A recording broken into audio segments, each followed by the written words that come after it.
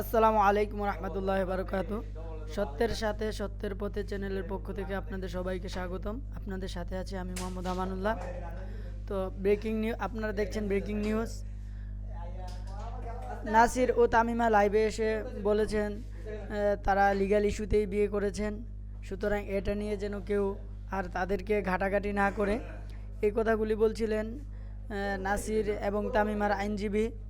তো আপনারা জানেন অনেক দিন যাবৎ নাসির এবং তামিমার বিয়ে নিয়ে ফেসবুক, ইউটিউব এবং ইনস্টাগ্রাম সহ বিভিন্ন সোশ্যাল মাধ্যমে তারা ভাইরাল হয়ে আছেন এবং তামিমাকে নিয়ে নানান মানুষ নানান ধরনের মন্তব্য করতেছেন। তাদের একটি মেয়ে আছে, তার বিয়ে হয়েছিল এবং তার বিয়ের এখনও ডিভোর্স হয়নি, কিন্তু এটা তারপরেও নাসির কীভাবে বিয়ে করছে, এই বিষয়গুলি নিয়ে মানুষের মনে একটি গোলযোগ সৃষ্টি হয়েছে।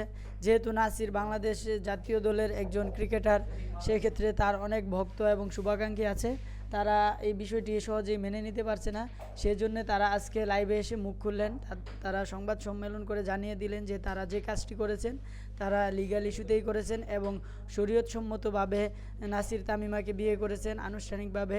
তো আপনারা যদি এই বিষয়টি নিয়ে বিস্তারিত আরও জানতে চান তাহলে আমার ডেসক্রিপশন বক্সে লিঙ্ক দেওয়া আছে, লিঙ্কে ক্লিক করে আপনারা জানতে পারবেন। স্ত্রীকে বিবাদী করা হয়ে থাকে তাহলে আমরা আদালতে আমাদের যথাযথ বক্তব্য পেশ করব।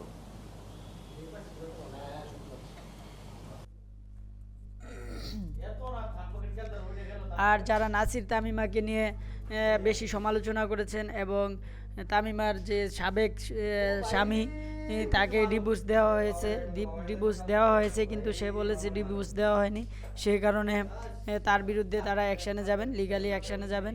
তো এছাড়াও আরও সাংবাদিকদের কিছু গুরুত্বপূর্ণ প্রশ্নের উত্তর দিচ্ছেন, আপনারা এই লিঙ্কে ক্লিক করলে বিস্তারিত জানতে পারবেন।